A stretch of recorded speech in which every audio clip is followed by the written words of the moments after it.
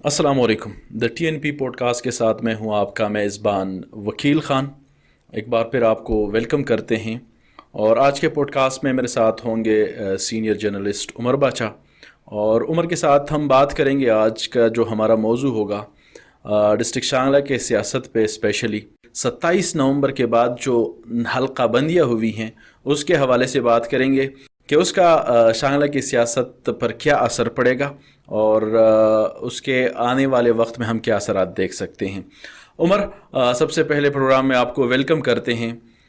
ये बताइएगा, 27 नवंबर के बाद जो हल्का बंदियाँ हुई है डिस्ट्रिक्ट शांगला के तीनों जो सूबाई सीटें हैं उसके हवाले से क्या समझते हैं कि इसके क्या असरात होंगे आने वाले इलेक्शन में और किन किन नुमाइंदों को इसमें आप समझते हैं कि उनको नुकसान हुआ है?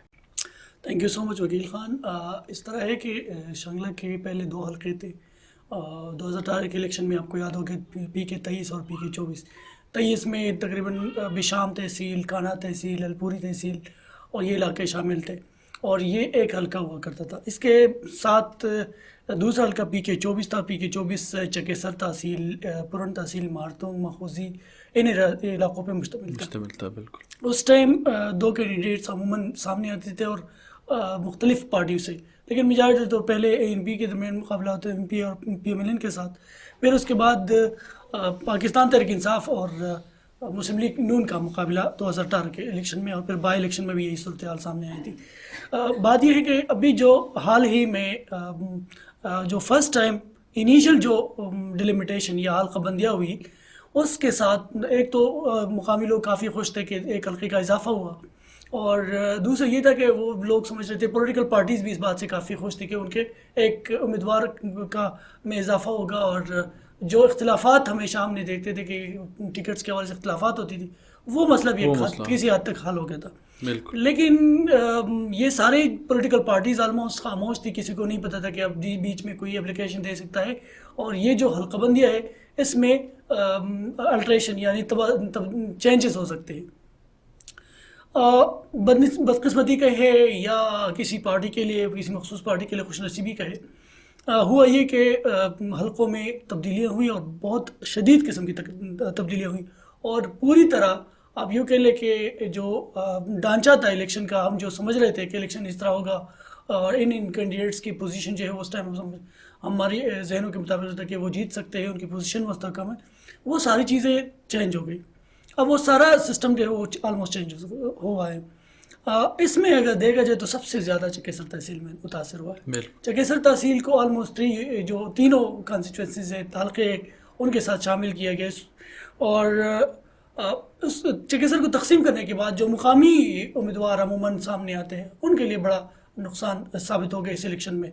उसकी वजह यह है कि जो उनका जो वोट बैंक था, जाहिर सी बात है, जो एक पहले जब हल्का था तो चकेसर के अंदर जो लोग अपने लिए तैयारियां करते थे, चकेसर में उनका वोट बैंक था, वो काफ़ी मुतासर हो गया। यानी लोकल जो मकामी कैंडिडेट्स हैं उनके ऊपर इसका बहुत ज़्यादा यानी मनफी असर पड़ेगा इलेक्शन के दौरान।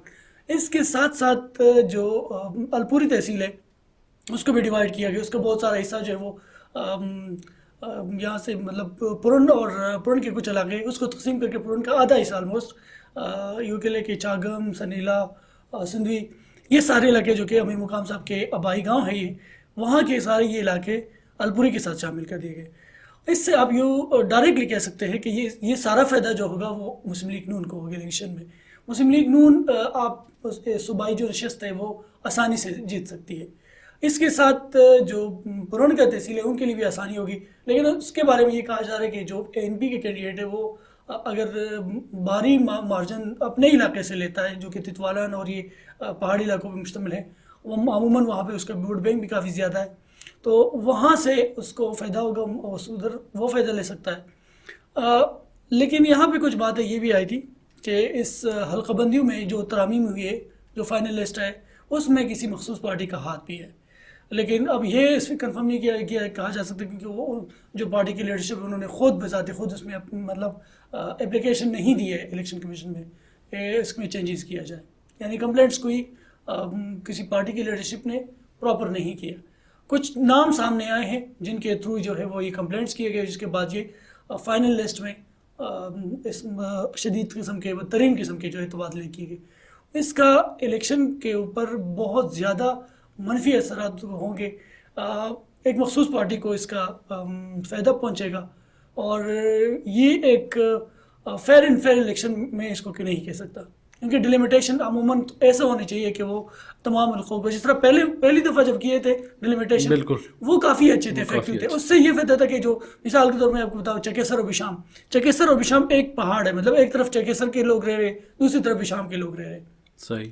تو 2 تحصیلیں تھی, اس کا حلقہ تھا, وہ کسی حد تک سمجھ میں آتی تھی بات کہ یہ فائدہ ہو سکتا ہے اس میں, الیکشن مطلب آسانی سے کیمپین بھی چلایا جا سکتا ہے, اور اس کا مطلب انڈیپینڈنٹلی فیئر الیکشن یہاں پہ پاسبل ہے. لیکن اب جو اس کے بعد تبادلے ہوئے, بشام کو کانا کے ساتھ تعمیل کیے گئے, وہ تو پھر بھی کوئی مسئلہ نہیں. وہ پہلے بشام کانا کا ایک جو پرانا حلقہ تھا وہ مسئلہ نہیں تھا پولیٹیشن کے لیے. لیکن چکیسر اگین میں کہوں گا چکیسر کو بہت زیادہ نقصان پہنچا ہے, اور چکیسر کے لوگ, جہاں تک میرے انفارمیشن, چکیسر کے لوگ جو سمجھتے ہیں کہ یہ پی ایم ایل این نے کیا ہے یہ کام, تو پی ایم ایل این کو چکیسر کے قومی اسمبلی کے ووٹ بینک میں ان کا چکیسر کی طرف سے کافی زور پڑے گا, ان کو نقصان پڑے گا. جس طرح آپ کہہ رہے ہیں کہ اس کا ابھی تک واضح نہیں ہوا کہ کس نے اپلیکیشن دی ہوئی ہے, لیکن دوسری جانب اگر ہم دیکھیں جس ایک خاص پارٹی کا آپ کہہ رہے ہیں کہ ان کو اس کا فائدہ ہو رہا ہے, تو جو ریئیکشن ہمیں دیکھنے کو ملی تھی باقی پارٹیوں کے حوالے سے, وہ یا چکیسر کے حوالے سے یا باقی جو ڈسٹرکٹ شانگلے کے نمائندے ہیں ان کے حوالے سے, تو ایک خاص پارٹی وہی پارٹی ہے جس کے حوالے سے مطلب مسلم لیگ نون کی بات کر رہے ہیں کہ ان کی طرف سے ریئیکشن دیکھنے کو نہیں مل رہی. صحیح. یا انہوں نے اس ٹائم بھی ریئیکشن نہیں کیا. دوسرا, اس کا سب سے زیادہ پازیٹیو ایک خاص بندے کو اس کا فائدہ پہنچ رہا ہے جو خود وہاں سے پروونشل اسمبلی کے لیے الیکشن بھی لڑیں گے, مقام صاحب. تو کیا سمجھتے ہیں, کیا اس نے اپنے لیے لیول پلینگ فیلڈ نہیں برابر کی ہوئی؟ لیول پلینگ فیلڈ کی اگر آپ بات کریں تو لیول پلینگ فیلڈ آلموسٹ سب پارٹیوں کے لیے مطلب مقابلہ ہوتا ہے. اس کا مثال یہ ہے کہ کرکٹ کے گراؤنڈ ہے, دونوں ٹیمیں کھیلی جاتی ہیں اس میں.